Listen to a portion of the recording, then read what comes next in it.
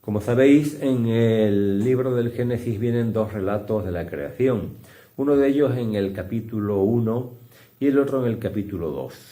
Aunque en el orden que nos trae la Biblia, el capítulo 2 es posterior al 1 y por lo tanto podríamos pensar que el relato es más moderno. Realmente es lo contrario. El relato del capítulo 1 es mucho más elaborado y es posterior que el del capítulo 2. El del capítulo 2, que tiene un lenguaje más arcaico, es, sin embargo, de una gran profundidad psicológica. Pero ya lo veremos. De momento vamos a ir al relato eloísta, es decir, al relato del capítulo 1, porque es en el que se llama a Dios Elohim o Elohim, como le queramos decir. Este relato lo conocemos. Al principio no había nada, después Dios crea la luz y va prosiguiendo su obra creadora a través de su palabra. Dijo Dios, hubo luz, y hubo luz. Dijo Dios, bullan los mares de toda clase de peces. Dios dice y se van creando las cosas. Y al final llega la creación del hombre. De aquí sacamos por lo menos 4 lecciones de antropología. 4 ideas que nos dicen que es el hombre. Fijémonos que dice Dios, por un lado, le dice al hombre y a la mujer, le dice, someted la tierra, mandad en las criaturas. Someted la tierra y mandad en las criaturas. Es decir, Adán y Eva han sido creados en el mismo proceso que el resto de la naturaleza, pero están muy por encima de ella. Ya tenemos, por lo tanto, la primera lección de antropología. El hombre está por encima, no solamente porque lo hace al final, sino sobre todo porque le entrega a Dios el señorío. Sed fecundos, henchid la tierra y sometedla. Es para vosotros. Aquí ya tenemos una imagen esponsal.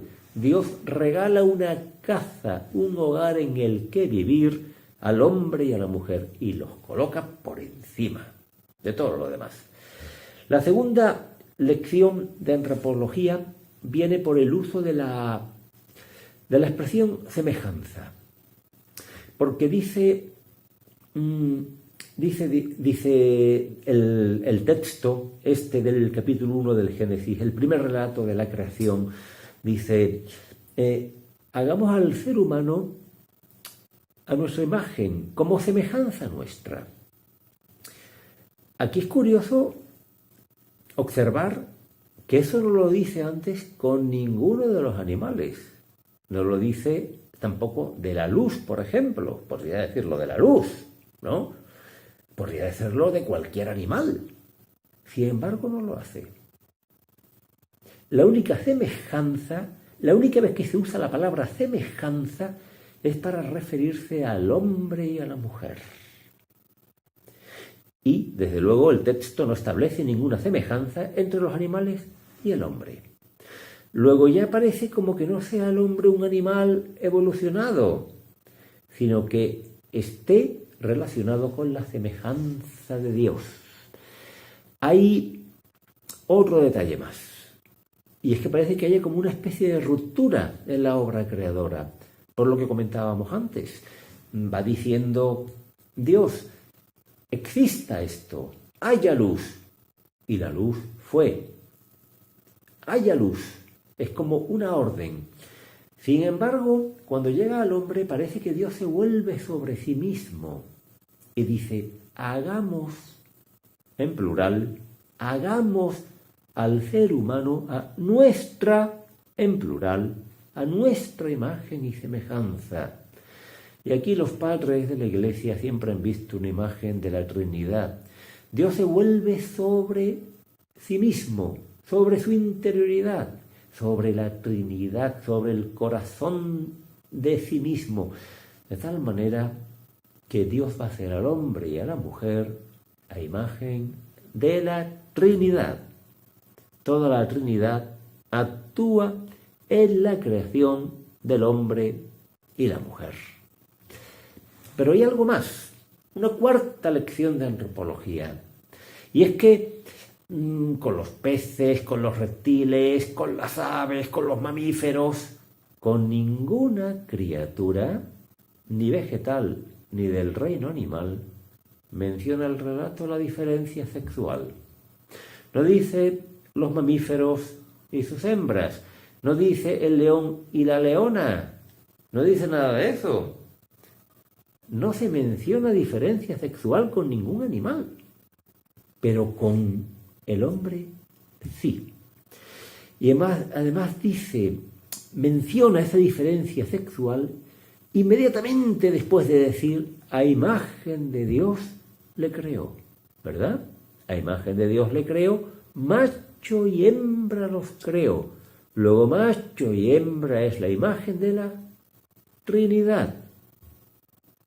Esto es importante. Y nos dice dos cosas. Primero, la diferencia sexual entre hombre y mujer es imagen de Dios. Segundo, es cosa buena. No solamente buena, muy buena. Porque cada vez que termina un día de la creación, dice el texto del Génesis, y vio Dios que estaba bien. O en otras traducciones, y vio Dios que era bueno. Pero cuando ya por fin corona la creación con el hombre, la mujer y su diferencia sexual, dice, y vio Dios que estaba muy bien. Luego ya lo sabemos, el hombre y la mujer por encima del resto de las criaturas, semejantes a Dios, creados por la Trinidad a su propia imagen y con una sexualidad, una diferencia sexual que nos revela Dios y es muy buena. Esto es lo que vamos a ver de momento, este primer relato del Génesis.